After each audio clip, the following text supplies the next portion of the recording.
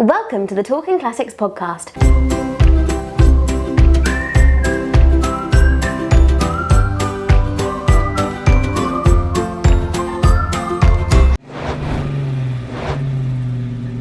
So I am very excited to be here with Mike O'Connor, who has had an extremely varied and exciting career in the automotive world. And I think it's fair to say one that many people would be extremely jealous of.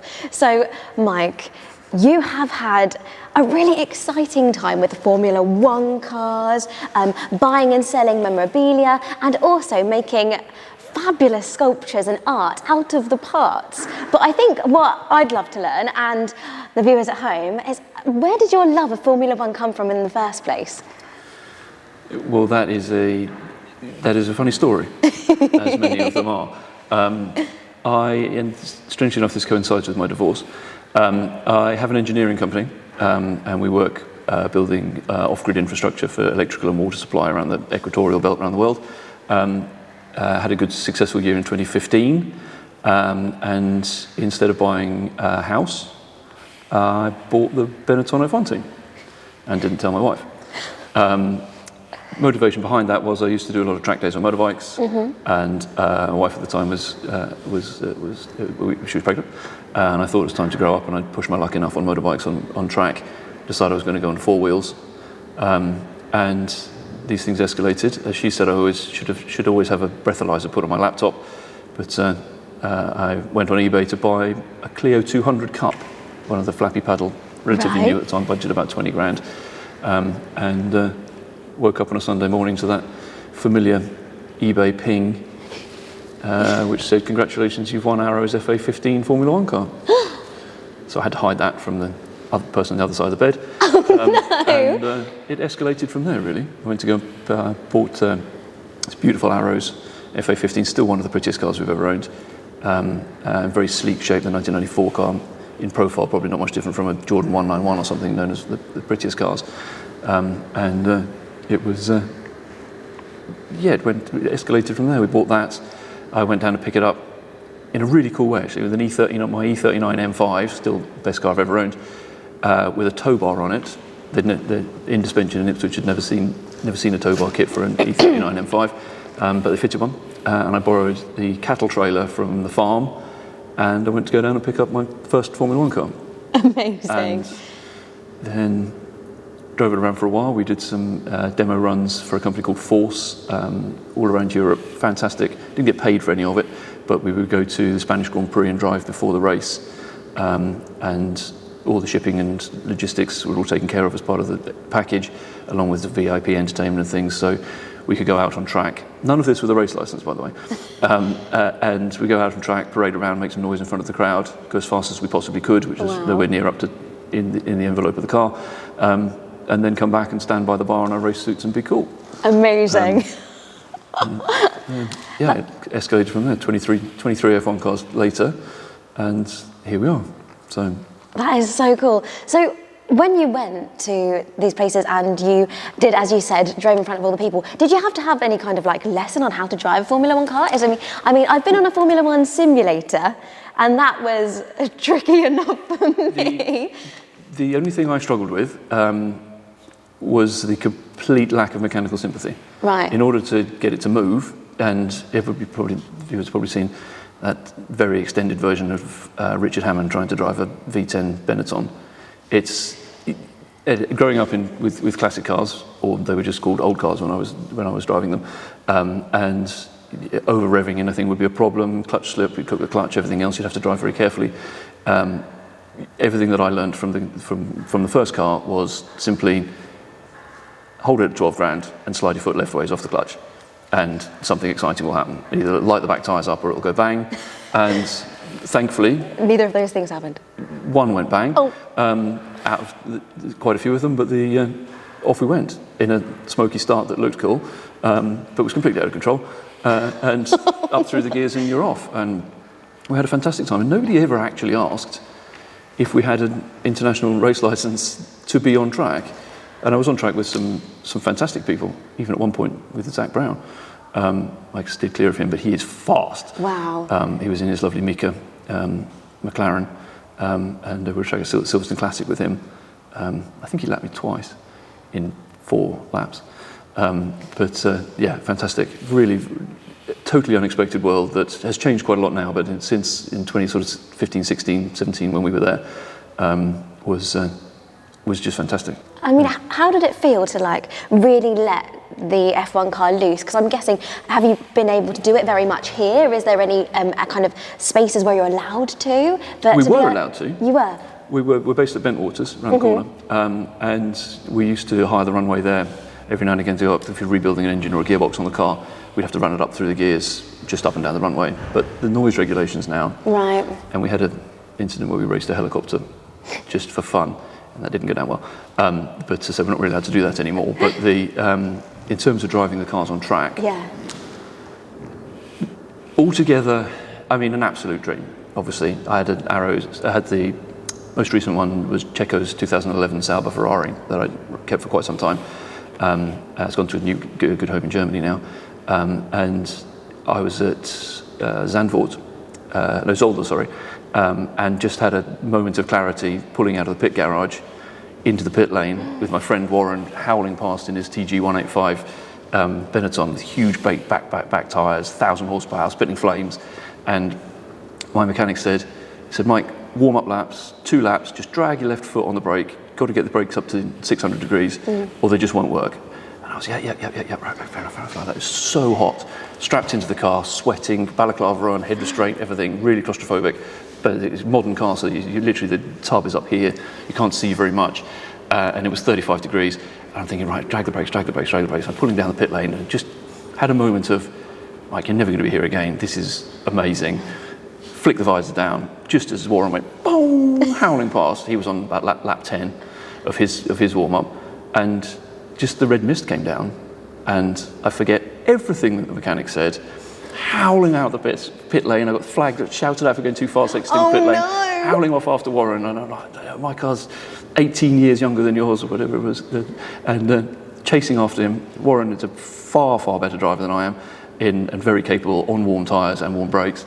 And I came around as the track layout. They put a chicane into the back straight at Zolder. And I just straight lined it.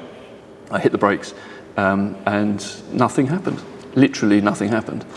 And the brake pedal was rock hard. The brakes were ice cold. And when people say that carbon brakes don't work until they get up to temperature, they really don't in any way at all. And I was crashing, just that there was nothing in front of me. And there's a photograph that was, I think it made the paper over there, of me hitting the sausage curb and about 2 foot of air under the car. And like there was a joke written in the newspaper article about the wings being fitted upside down, but luckily it was written in Dutch, so it didn't get to England. And I came crashing back down again and thought I'd wrecked the car. But went back out, pulled into the pits, got them to check it over, everything's fine. Another 15 minutes left on the session, so they were like, go. And amazing experience, but the car was just so much more capable than I ever was. Right. That every lap thereafter, I was begging for the black and white flag. I came out battered and bruised. It was so tight in there because a lot of the drivers I'm not a big guy, but a lot of the drivers are very, very slight. So I'm banging my elbow against the inside of the tub here, which is annoying for the first 2 or 3 laps. Absolutely black and blue by the end of it, bleeding underneath because there's a resistor under here with a cooling pack on it, which has got sharp fins that again you wouldn't hit if you were F1 driver size, but it was scratching my elbow, and I got out, my suit was covered in blood and things. So I was absolutely exhausted. But that was the last time I went on track in one, because it was almost humiliating that the car's laughing at you. And I went back into the pits at Zolder. It was my birthday actually. And I tore my rotator cuff in the crash as well, so that was aching. I was being miserable. And I came into the mechanic. Luckily, my girlfriend at the time, I just undid my helmet, and there was an ice cold can of beer came down here. She was like, "There you go." So brilliant. I needed that. Push it back into the pits and things, and there's all the cooling ducts and everything, all the fans and everything on it. And I'm getting out, sweating. And Matt's just like, "What happened?" I said, "The back straight. I just hit the brakes. You told me I need to warm the brakes up. I ignored you. I'm sorry. It's my fault. What have we wrecked?" And he said, "Nothing's fine." He said, "But the suspension has potentiometers on it. They go from 0 to 10, about where the car knows where all the front wheels are." He said, "I've never seen it before, but we've got -4. He said, "They don't go to -4. They start at 0, they go to 10, but you've got -4 on the front potentiometers." And he said, "How much do you weigh?" I said, "About 82, 84 kilos. he said, you put 190 kilos of pressure through the brake pedal. So I was hanging off the steering wheel, held the brake so hard, and still nothing happened. But F1 cars are phenomenal, but anyone that would listen that was thinking of buying one to drive, just buy a Formula Ford and have some fun in it, because the F1s are brutal.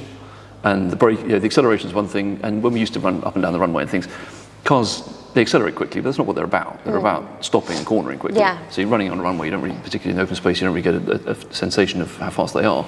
But the braking is literally, I detached a retina, just because I wasn't used to it, and it would stand on the brakes when they were hot again on the second session, and detached a retina. So you still see perfectly, it didn't hurt or anything, but it came in and I've got a completely bright red eye, just for the brutality of driving it. And I'm just admitting that they beat the hell out of me, and I wasn't good enough to be driving it, but it was a good experience. So an amazing life experience, but not as glamorous as it may seem. Not as glamorous as, no, unless you, And for Lewis to get out of the car, or any of the other drivers to get out of the car and still look as clean and refined and complimentous as they are, it's just so physical, so physical. And I didn't have the strength for it. We did probably, I think, 11 laps at Zolder, and I was crying, just looking to come back in again. I was like, I appreciate this is a once-in-a-lifetime experience, but I've kind of had enough now. Oh my goodness. But it's so good to know that as well, though, because we see all these things on telly and we hear people talking about it, and yes, okay, it is very, very dangerous sport that they do, but to hear from someone who, okay, you enjoy it and you have an amazing time, but like kind of an average guy who's not racing all the time, to have that experience, it's really kind of mellowing, I guess. It was literally like going to a shooting range in California and saying, I don't want to fire anything except the 50 cal pistol. And then you pull the 50 cal pistol, you've never fired a pistol before because we're English, and it blows your hand off and shoots off backwards, and it's very embarrassing. It was like, well, yeah, that was the ultimate, but kind of maybe we should have built up to that. But yeah, I never did. So we had a lot of fun in the cars, but they are absolutely brutal. When you see these internet arguments about whether Formula One drivers are actually athletes, unbelievable, unbelievable. And you see that it was at the where was the race? The Qatari race, was it that recently this year, where the guys were passing out through dehydration in the cars, and it's getting to the point it's dangerous that they're almost blacking out while they're driving. And let alone, I forget who it was, but in the pit briefing, in the green room afterwards, where they're waiting to go on the podium, the guy's asleep on the floor because he's just so dehydrated. It's a very, very, very physical that people don't really understand. You can wander around in a fast car, but it's just nothing compared to the physicality of a Formula One. I haven't driven one for a long time. I'm too old now. But you have been on lots of adventures that involved F1 cars, and did I see that you did the Gumball rally? I don't know how much tape you've got left. And the first comment in the video will be from one particular friend of mine who was like, "Oh, Mike, have you done Gumball?" ? Because I talk about it for months on end. It is, I'm a father, I have a little boy, and I'm supposed to say that the day he was born was the greatest day of my life. But I think probably the 7 days we did 3 Gumballs, 16, 17, 18. 17 we did the full rally. 16 we took Sauber to Dublin, and then into central London. I have a question about Dublin. So when I was looking on your Suffolk Fast Instagram, I noticed there was a situation that happened with a policeman in Dublin. Yes, yeah, that was very friendly, very friendly. He was the chief of police, and we were hired by BetSafe, the Betson group, that were one of the sponsors of Gumball. And literally 3 weeks beforehand, and I've been a huge Gumball fan, we're doing some work for them, and they said, could we run a Formula One car on the start of Gumball in the centre of Dublin? And I'm a huge Gumball fan. Max is old enough to be able to call Max and Lee friends now, the guys that run it. But to be asked to bring a Formula One car to the start line in Dublin, of course. And so we did. And we're there, and there's all these. It literally is as gloriously bonkers as you imagine the start of Gumball to be. And I was in a car next to a DJ, Major Lazer DJ. I didn't even know who he was, but the song was number 1 at the time, as somebody pointed out to me afterwards. And so there we are, at the start line of Gumball in Dublin. My friend Butts is driving the car, and we had to do a sort of a stig on it, because the story was that we would launch through Dublin disappear off into the crowd in the Formula One car. Amazing. And then, just because we had two of them, we had an identically wrapped one pre-placed in Manchester. So it'd be like, how did you get there so quick? Yeah, exactly. So we were ahead of Brilliant. everything. But Gumball is just the most fantastic network of people. And I had a surreal moment that we blew the gearbox to pieces about 100 yards after the start line. So we got the shot we needed with the back tyres alight on the start line of Gumball. Then the gearbox let go, and we luckily just coasted around the corner and pulled into the side. And the driver got off, and we had two G-Wagons that we were driving as well. He jumped in there and was off, and I was driving the race transporter. And just a surreal moment. We went from Dublin to Belfast, and then a ferry across from Belfast to somewhere into northern Scotland, really in the middle of nowhere in northern Scotland. And we're on this ferry, and I've got the pulling in, and it's just surrounded by all liveried up Lamborghinis and Bentleys and every crazy car you could imagine, Gumball Apollo, and some fantastic things. And I've got the race transporter open, and there's oil running down the back of it. And I'm on my own. My friend Andrew, my business partner, his wife actually had a baby the day before, so he justifiable excuse not to be there. And we've got the back of this open, and there's a crowd of people standing around that, even though they were really important, interesting car fanatics, I'd never been that close to a Formula One car before, but it's a bit sort of bread and butter to me at the time. I've got bits coming off, and I'm chucking bits on the side, and it's like, no, it's not going to run. We can't fix this. And one of the guys, who turned out to be a Middle Eastern prince, said, was standing next to me. He said, Mike, so what do we need? I said, I need a gearbox casing for a Sauber C30. I probably own the only ones there are, unless there's a machine shop in Switzerland that have still got the original casings. Blah, blah, blah. I said, we just can't do it. We're not going to do it. Shouting at his PA must have had the most difficult job in the world, back to his PA, and she was tasked with finding me a gearbox casing, and then this guy kept coming up to me afterwards. He goes, Mike, will this one fit? I said, no, that's a Man and Marussia one, but wow, no, I don't think it won't. We can't get it in time. And then someone explained to me that he was a crown prince of the Middle East who was just genuinely, it's like our Prince William standing in the back of a ferry to Scotland. And he was like, no, we're making this happen. On the phone to his PA. And I must have had 10 people on their phones trying to make things happen. Just the community is amazing. And then halfway through the Irish Sea, everybody was like, hello? All at the same time, and everyone went silent because the phone signal cut out from Ireland to Scotland. But it was amazing. But yeah, that was good. And then we got the other car from Manchester into London, and I technically, as I set off from Edinburgh at about 4:30 in the morning, won a stage of Gumball in a race transporter from, not that it's a race, it's a rally, from Edinburgh into London. And we closed Piccadilly and Pall Mall for the race, for the finish line of the rally. And we pull in, and the policeman's literally standing in the middle of the road like this, and I've got this huge long wheelbase Iveco Daily with a 40-foot race transporter on the back of it, driving into central London. And the policeman standing there, you can't come down here, mate. And I was just like pointing to the Gumball stickers on the side of the car. I said, yeah. He said, it's closed, we're going to run a Formula One car. I said, yes, in the back. Oh, okay, in you come. And so I get in there, and I'm all nervous, and we pull down the back of the race transporter. I've got the car, and I've already said to the organiser, it's not going to run. I said, it's just, we can we wipe all the oil off and make it look pretty and stuff. It's just a different car, but no running gear in this one.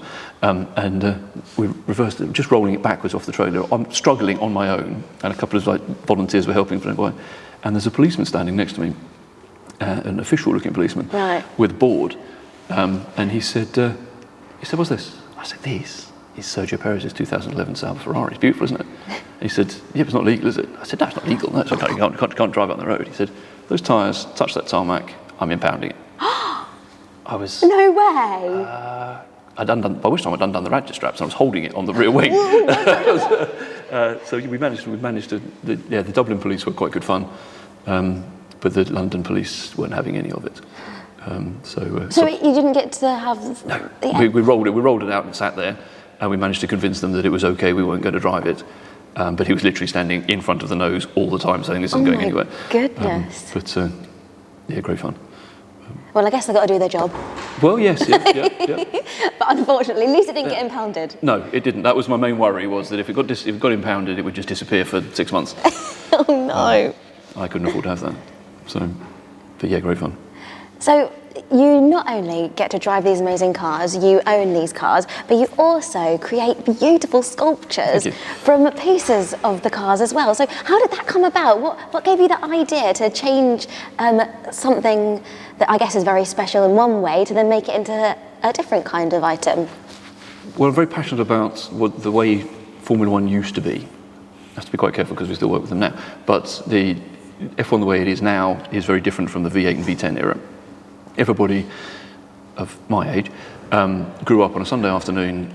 We would have a roast dinner and then the Grand Prix would be on in the corner on BBC. And the viewer figures were astronomical because it was free to watch on the BBC, hence why all the sponsorship was so high. But the screaming noise of the V10s and everything is what we grew up with, where the passion, that's what really sparks excitement in Formula One for people of my era. And I just started collecting parts from the V8 and V10 cars. We had a few with the Benettons. We've still got some of those that were famous Renault V10 engine, some of the nicest noises in F1. And I spent in between trying to sell the cars, which is, you have 2 good days a year at work because you're trying to sell Formula One cars.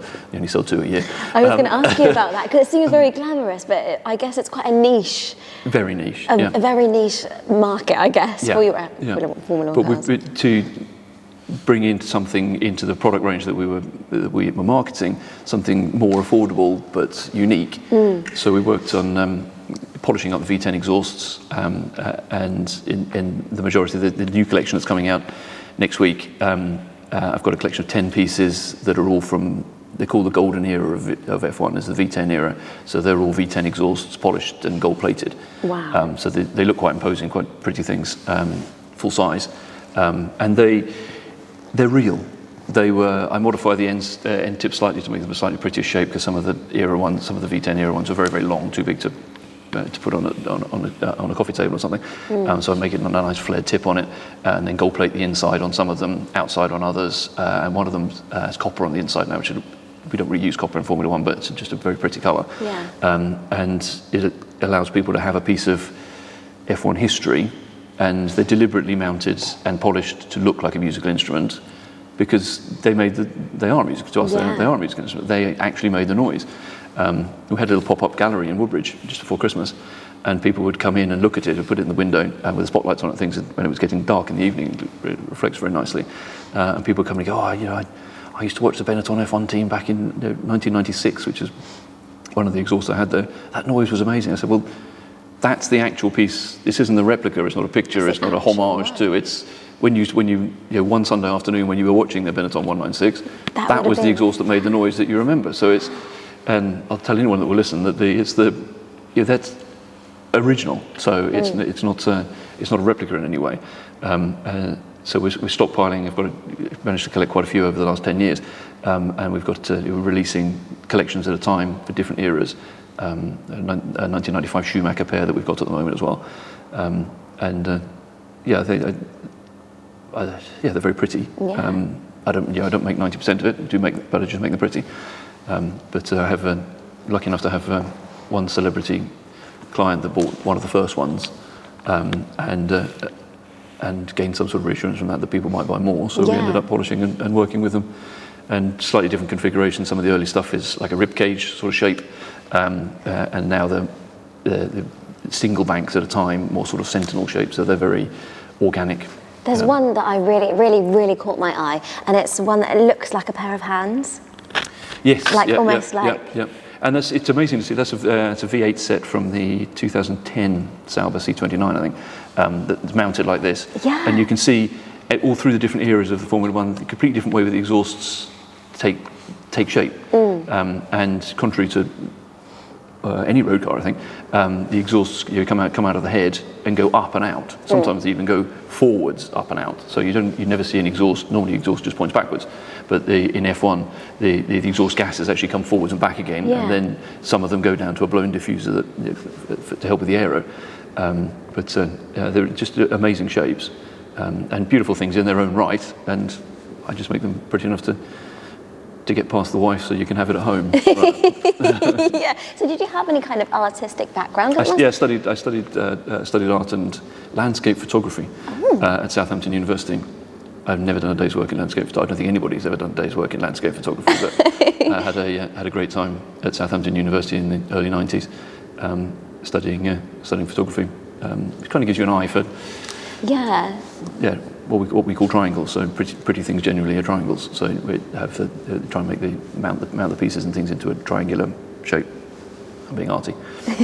No, we love that. We love that. And I noticed that you took your beautiful pieces of art to the Milan art exhibition. So how was that? That must have been really that was interesting.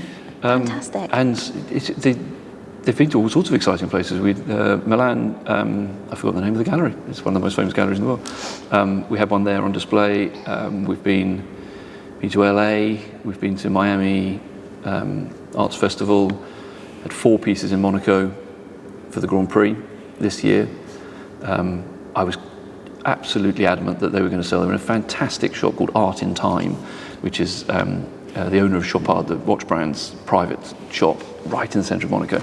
Wow. So I drove all the way down there in a rented 3-cylinder diesel Vauxhall Corsa. It was miserable. Oh, no. With 4 exhausts rattling, ding, ding, ding, ding, ding, ding, ding, for 930 miles. Oh gosh! All the way down there, showed them off beautiful photographs, lots of comments on them.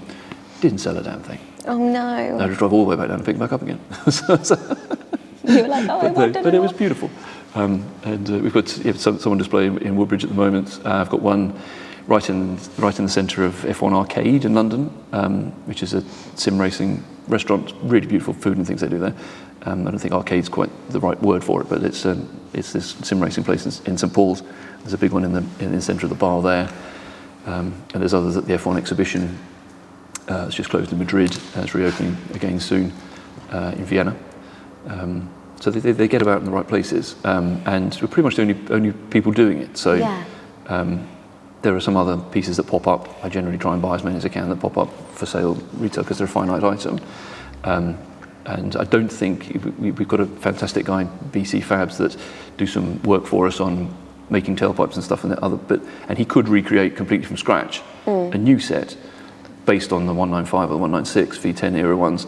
But we haven't gone down that route yet because I just don't think it's... I guess it doesn't have that same appeal, does it? It's the history of it. And I find that with a lot of our classic cars as well. It's about the history. It's people remembering that their mum used to have one, or going out for day trips and things. It's that kind of nostalgic feel that you get from it. And I guess it's kind of the excitement that someone would feel knowing that, oh gosh, that is actually from the Formula 1 car that I watched. Like you mentioned earlier. It's just, I guess, that bit of, I don't know, it's special, isn't it? To know that's the only one as well. It's an antique as opposed to a modern recreation. So, we have a very interesting company that working with us currently that have a layup carbon technique which is unique to them, and they're replicating one of the 2013 exhausts, the very last of the naturally aspirated ones, in carbon tube.